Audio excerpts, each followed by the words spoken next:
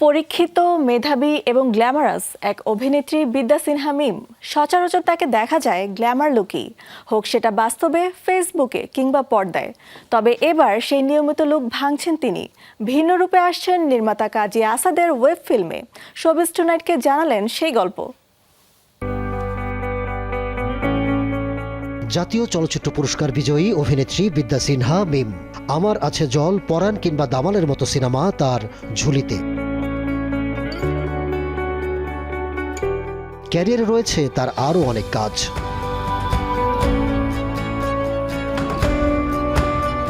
কদিন আগেই পাওয়া গেছে তার নতুন সিনেমার খবর। এরই মাঝে এসেছে নতুন আর এক কাজের খবর। চরকি অরিজিনাল ফিল্মে চুক্তিবদ্ধ হয়েছেন মিম।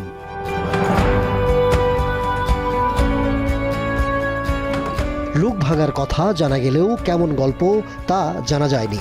কি তার চরিত্র, কেনই বা যুক্ত হলেন এই সিনেমায়? গল্পটা সুন্দর, মনে হচ্ছে যে এই টাইপের ক্যারেক্টার আমার করা হয়নি। আর যে ডিরেক্টর, ওনার কাজও ভালো লাগছে। আমি তো সবসময় নতুনদের সাথেও কাজ করতে চাই। ক্যারেক্টার নাম অপরিচিতা, সিম্পল মেয়ে, এবং ও যেরকম নিজেকে রাখে, একটা সাধারণ মেয়ে হলে যে এরকম ভাবে থাকে, আসলে ক্যারেক্টার তো ওই রকমই।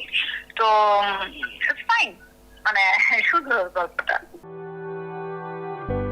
13 ডিসেম্বর নাম ঠিক না হওয়া এই সিনেমায় চুক্তিবদ্ধ হয়েছেন মিম।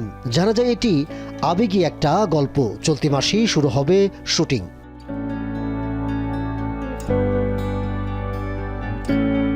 চুক্তিবদ্ধ হয়েই স্ক্রিপ্ট নিয়ে ব্যস্ত হয়ে পড়েছেন অভিনেত্রী। এ গল্পের কারণেই বেশ কিছুদিন ধরে অন্য কাজ করছেন না মিম।